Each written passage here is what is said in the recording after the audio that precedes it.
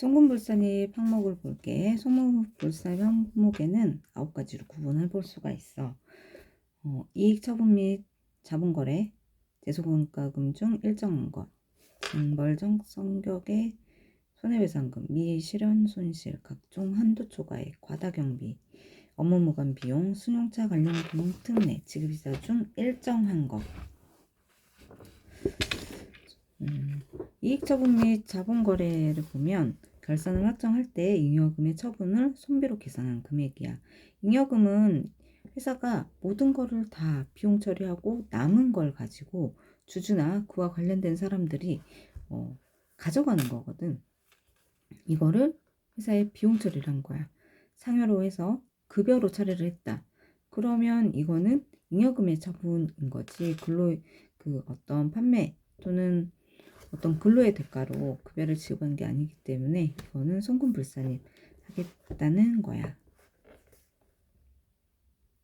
그리고 주식 할인 발행 차금 또 이제 송금불산입 항목이다. 제세 공과금 중 일정한 것인데 이건 너무 쉬워. 법령으로 정한 조세 및 의무 불이행으로 납부하였거나 납부할 세액인데 이거는 가산세가 특히 좀 더 그렇거든. 이런 가산세 또 뭐 과태료, 가산금, 강제징용 수비 이런 것들을 다 비용으로 인정을 해주게 되면 나쁜 일들이 많이 일어날 거야. 그래서 그 가산세나 좀 회사가 잘못으로 인해서 국가에 대한 세금을 추가적으로 더 지불해야 되는 것들은 모두 송금불산입하고 있어. 그리고 손해배상금 중 실제 발생한 손해를 초과해서 지급하는 금액으로서 법에 정하는 금액인데 이거는 이제 징벌적 성격인데 이런 것도 비용으로 송금으로 인정을 해주지 않는다는 거야. 그리고 자산의 평가 손실에 따라서 평가 손실은 아직 미실현된 손실이잖아. 그래서 그것도 임의평가에 해당이 되기 때문에 임의평가에 대한 평가 손실은 송금으로 인정 안 되고 당연히 이제 임의평가에 대한 평가 이익도 입금으로 인정을 안 해서 입금 불산입한다라고 했었어. 그리고 각종 한도 초과액인데 감가상각비, 접대비, 기부금, 충당금, 준비금 한도 초과액, 비지정 기부금 이것들은 모두 한도 계산을 별도로 하고 있어. 그래서 이 한도가 넘어간 금액에 대해서는 모두 송금불산입해. 근데 감가상각비나 충당금 같은 경우는 유보로 해놨다가 언젠가는 유보 감소하는 반대의 세무조정이 일어나기도 해. 그리고 기부금 같은 경우 한도 초과가 단기에 됐지만 다음 연도에 차기에 이제 추인이 될 수도 있어. 그런데 이제 접대비 같은 경우는 이미 유출이 됐기 때문에 모두 기타 사유출로 처분을 하고 있어. 그리고 뭐 과다경비에 대해서는 임원 직원이 아닌 지배주주에게 지급한 여비 교육훈련비. 임직원이 아닌데 주주라고 해가지고 어떤 비용을 쓰게 된다 그러면 주주와 경영진은 분리가 되어 있거든. 그런데 주주라고 해가지고 회사에 불필요한 자금을 이제 달라고 한다던가 비용을 썼다던가 하는 거는 주주는 이제 배당만 가져갈 수 있는 거지 이런 비용들을 쓸 수는 없어. 공동경비 등 법정 기준을 초과하여 지출한 금액도 과다경비에 해당이 되고 업무무관 비용은 당연하지. 업무와 관련 없는 비용에 대해서는 송금불산입하고 있어. 그리고 업무용 승용차 관련 비용에 송금불산입 특례 있는데 이거는 회사가 법인 차량들을 너무 많이 갖다가 쓰는 거야. 그리고 사적으로 쓰면서 이제 법인의 비용으로 하고 있어서 이런 부분들은 이제 제재가 필요하다 해서 감가상각비 한도도 연간 800만 원 한도로 하고 업무용 승용차 일지를 또 써야 돼. 그래서 그것에 쓰여 있지 않은 비율은 그 해당 차량을 이용한 사람한테 상해처분을 하고 있어. 그리고 지급이자 중 일정한 것인데 법령으로 정한 지급이자 좀 이따 나중에 구절에서 이제 나올 거야.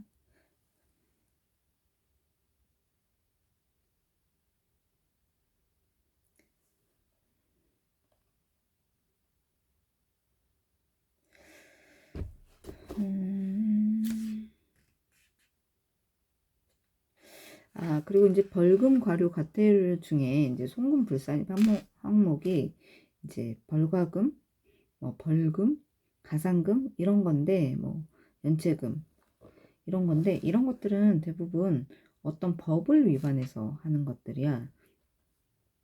그리고 어떤 기관, 공적인 기관에서 이제 부과하는 것들은 이제 송금, 불산입이 되는데, 사계약상, 국가가 아닌 사계약상 의무 불이행으로 인해서 지급하는 것들은 송금으로 인정을 해주고 있어. 그래서 뭐 연체료, 사대보험을 미납을 해서 연체료가 붙거든. 근데 그거는 송금, 불산입이지만 우리가 전화요금을 못 내서 또는 카드요금을 못 내서 이제 연체 수수료 같은 게 붙는단 말이야. 그런 것들은 사계약이기 때문에 국가 거래가 아니라서 그런 것들은 또 송금으로 인정을 해주고 있어.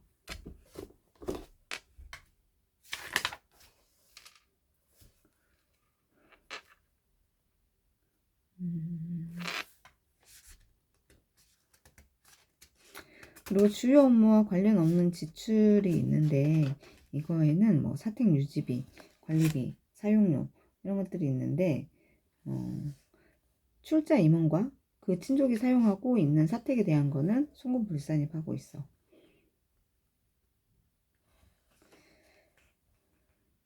그래서 사택 관련 불이익은 출자 임원한테만 적용을 해.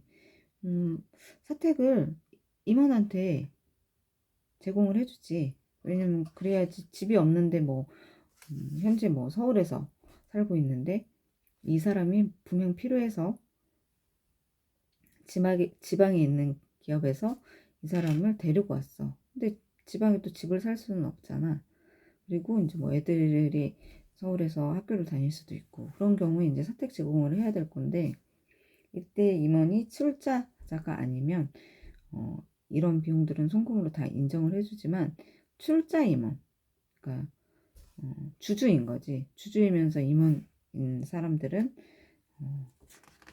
자기가 다 의사결정을 다 할 수가 있는 거야. 뭐 경영진으로서 의사결정할 수 있고 주주로서 의사결정을 다 할 수 있는 사람이기 때문에, 이런 사람들에 대한 사택 관련해서는 모두 송금, 불산입을 한다. 그리고 뇌물은 당연히 송금, 불산입 항목이야. 그리고 법을 위반해서 지급하는 노조전임자 급여인데,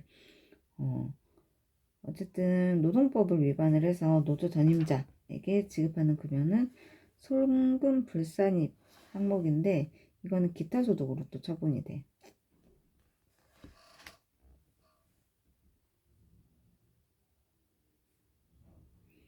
그래서 기타 소득으로 하면 필요경비가 없기 때문에 세부담이 훨씬 더 가중되지. 근로소득으로 하게 되면 근로소득 공제 이런 것들이 있어서, 근로소득 세액공제 이런 게 있어서 세금을 더 적게 내거든. 그래서 이제 불법으로 이제 향한 사람한테 노조 전임자한테 이제 급여로 지급하는 거는 맞지 않다라는 거지. 그래서 기타소득으로 필요경비 없이 모두 이제 과세를 하는 상여처 기타소득으로 이제 소득 처분을 하는 거지. 그리고 업무용 수용차 관련 비용 그 송금, 불산입이 있는데, 업무용 수용차는 감가상각을 해야 되는데, 이거는 강제상각이야. 그래서 상각 방법은 정액법으로 5년, 내용연수 5년이고,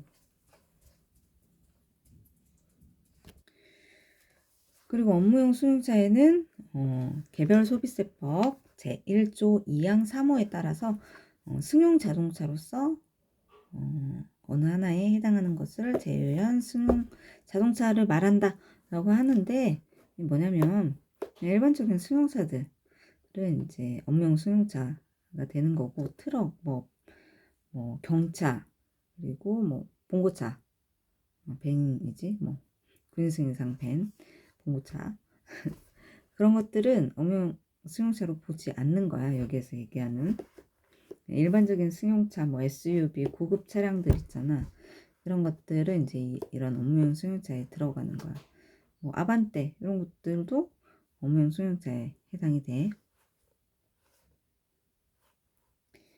그런데 이 업무용 승용차의 범위에 뭐 원래 그 운수업을 한다던가 자동차 판매업, 자동차 임대, 운전하고 이런 데들은 원래 차를 가지고 사업 활동을 하는 데기 때문에 그런 데 차는 이제 제외하고 그런 차들은 제외하고 이제 일반 뭐 제조업이나 어떤 기업에서 차를 안 쓸 수는 없거든. 그래서 그런 차를 썼다 그러면 업무용 승용차 일지도 쓰고 이런 그 제재도 이제 받는 거지.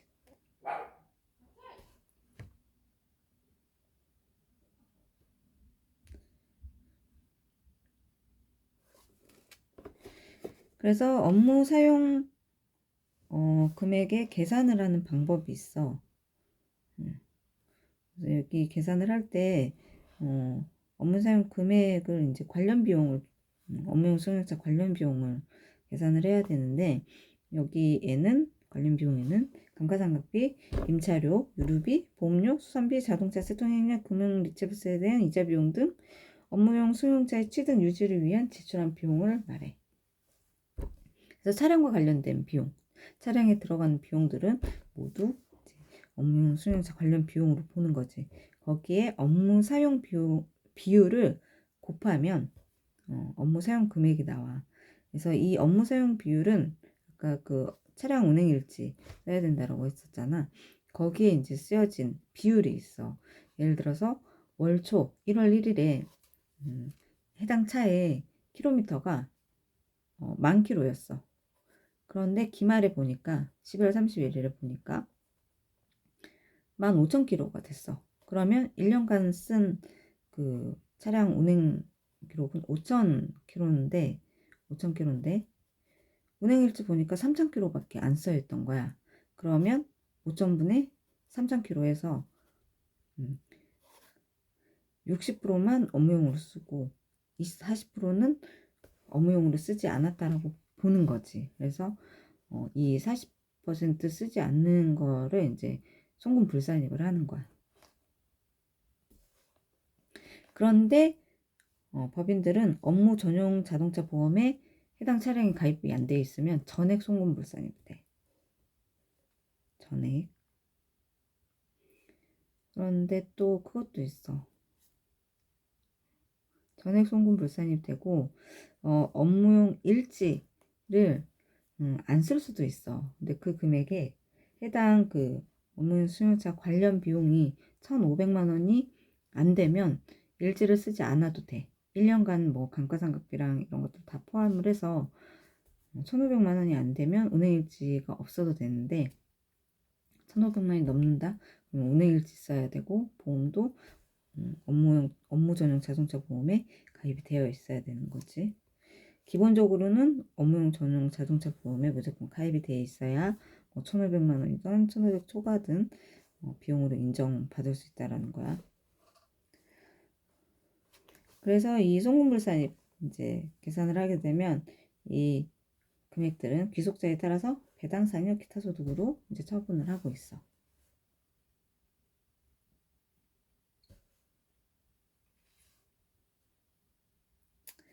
그런데 또 보험을 업무용 그 자동차 보험에 업무 전용 자동차 보험에 가입을 했어야 되는데 이 회사가 그걸 몰랐던 거야. 모를 수도 있지. 지금은 이제 차량을 사게 되면 이제 다 차량 판매원이 보험도 소개시켜주고 뭐 그렇긴 하는데 예전 차량을 그런 소개받지 않고 뭐 중고로 차를 살 수도 있잖아. 그랬을 때 업무 전용 보험에 가입을 못하고 일반 자동차 보험에 가입이 되어 있을 수도 있겠지. 그런데 알고 보니까 업무 전용 자동차 보험에 가입을 했었어야 되는 거야.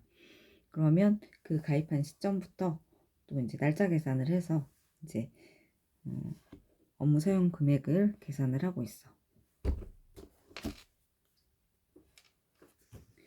그래서 업무 전용 자동차 보험의 개념이 해당 법인의 업무를 위해 필요하다고 인정되는 경우에 따라서 그 직원, 임원, 계약에 따라 해당 법인 업무를 위해서 운전하는 경우만 이제 보상하는 자동차 보험을 얘기하고 있어.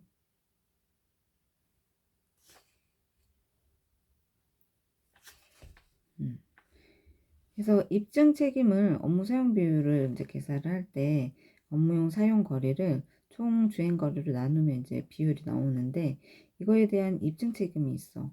회사에서 100% 업무용으로 썼다 하려면 업무용 사용 거리가 총 주행 거리하고 같아야 되는데 이러려면 이제 운행일지가 있어줘야 되고 이 운행일지는 관할 세무사정이 요구하면 즉시 제출할 수 있어야 돼. 그래서 뭐 몇 년 전 거 세무조사를 한다거나 할 때 업무용 수용자 일지 내놔라 했을 때 즉시 줘야지 이거를 주지 않으면 이것도 다 송금 불산이 되는 경우가 생길 수 있겠지.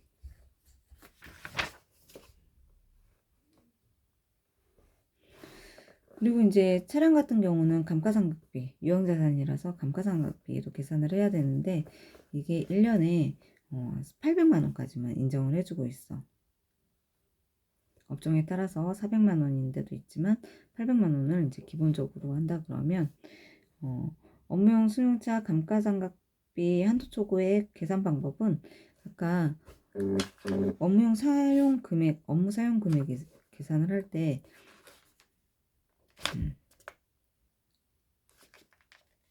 업무용 승용차 관련 비용 곱하기 업무 사용 비율 이렇게 계산을 했었는데 감가상각비 한도 초과액은 업무용 승용차별 감가상각비 곱하기 업무 사용 비율에다가 800만 원을 차감을 해. 800만 원까지는 감가상각비를 할 수 있으니까. 그래서 이제 예를 들어서 어떤 차가 1억짜리였어. 첫 해야 1월 1일에 차를 샀어. 그러면 5년간 감가상각비를 이제 감가상각을 할 수 있으니까 1년에 2천만 원까지 감가상각비가 나와. 그런데 800만 원까지밖에 안 되는 거지. 그래서 계산을 해보면 2천만 원짜리 감가상각비인데 이 중에 업무 사용으로 일지를 썼더니 80%만 쓴 거야. 그러면 이 80%면 2천만 원에 80%면 1,600만 원까지 이제 업무용으로 쓴 감가상각 비율이라고 하는 거지. 거기에서 이제 800만 원은 차감을 해. 800만 원까지는 감가상각비로 인정을 해주니까. 그래서 1,600에서 800만 원 차감하면 800만 원을 순금불산입해서 유보로 이제 해놓게 돼. 유보 감가상각비. 감가상각비는 이제 나중에 유보 감소를 할 수가 있으니까. 그런데 이거는 이제 회사가 차를 소유한 경우에 이렇게 하는 거고, 지금 리스나 렌트도 많이 하고 있기 때문에 이랬을 때는 감가상각비라는 거를 계산을 할 수는 없겠지. 그런데 리스료나 렌트료에는 감가상각비가 다 포함이 돼 있어. 그래서 이거를 우리는 업무용 승용차별 임차료 중에 감가상각비 상당액이라고 부르고 있어. 회사 소유면은 감가상각비, 업무용 승용차별 감가상각비 이렇게 끝날 건데 이 리스 렌트는 업무용 승용차별 임차료 중 감가상각비 상당액까지 이제 붙는 거야. 거기에 이제 계산 방식은 똑같은데 이제 처분이 세무조정은 뭐 송금불산입해서 기타 사회유출로 이제 소득처분을 하고 있어. 이유는 이 차량의 리스료가 어디로 갔지? 임차료가 리스사나 렌트사한테 이제 비용이 간 거잖아. 그래서 기타 사유유출로 되어 있기 때문에 그렇고.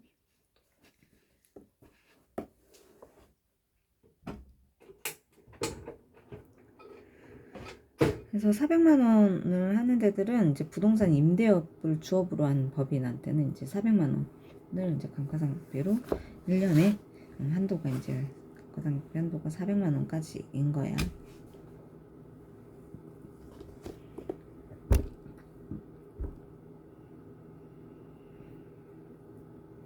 근데 리스랑 렌탈이 감가상각비 상당히 계산할 때 조금 달라.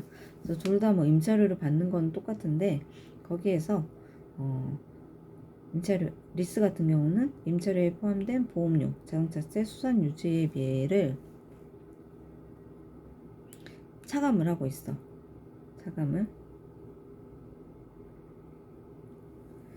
그래서 그 금액을 알면 보험료랑 자동차세를 이제 차감을 할 건데, 근데 리스 같은 경우는 보통 회사에서 직접 보험을 들고 있어. 렌탈은 보험료가 포함이 되어 있지만, 그래서 이게 뭐 어쨌든 별도로 부과한다 그러면 그 리스사에서 보험까지 들어서 그 보험료를 이제 임차료에 포함시키고 있다면 이 보험료도 차감을 하고, 근데 이제 별도로 알아야 되겠지.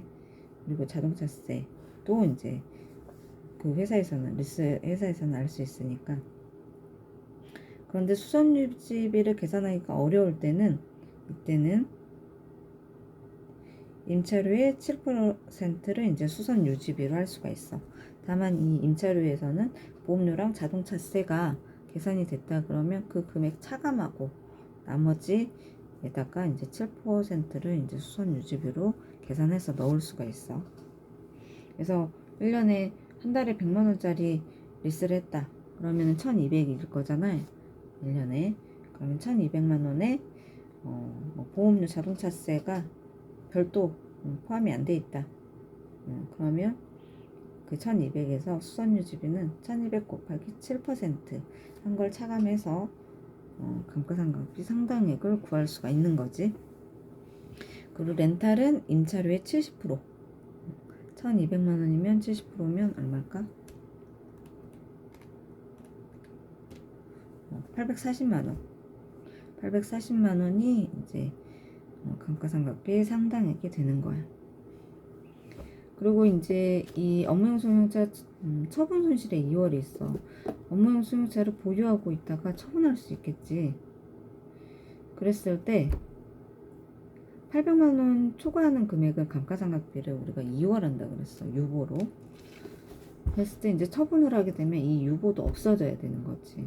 자산에서도 없어지지만, 재무상태표에서 자산에서도 없어지지만 세무조정 사항에 이 해당 관련 자동차와 관련된 유보 금액을 없애줘야 되는 거야.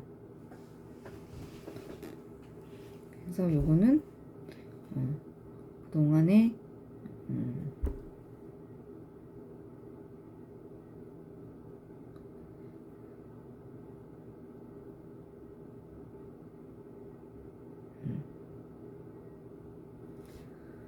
없애줘야 되는데 이거를 또 한꺼번에 없애주면 샀다 금방 팔아서 또 차를 운영할 수가 있어서 이거는 10년 동안 10년 동안 균등하게 송금에 이제 산입할 수가 있어.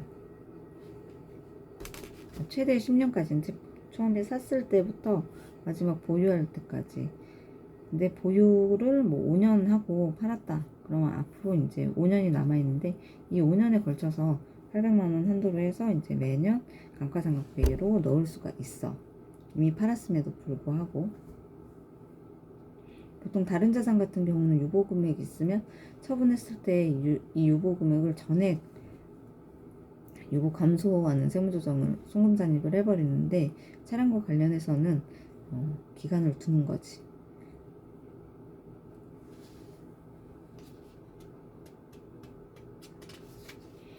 그리고 이거는 이제 송금물 산입하고 기타 사유이출로 처분한다 이렇게 되어 있는데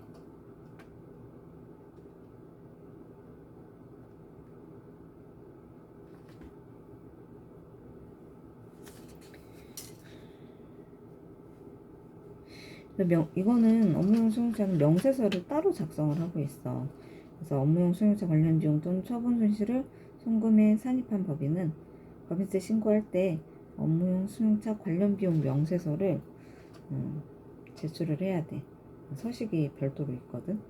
그래서 요거를 제출을 안 하면 해당 명세서 제출 불성실 가산세 1%가 있어. 또는 사실과 다르게 제출했을 때 업무용 사용 비율이 100%가 아닌데 100%로 했다던가 이게 걸렸을 때 걸리기 전까지는 이제 세무서가 알 수는 없지.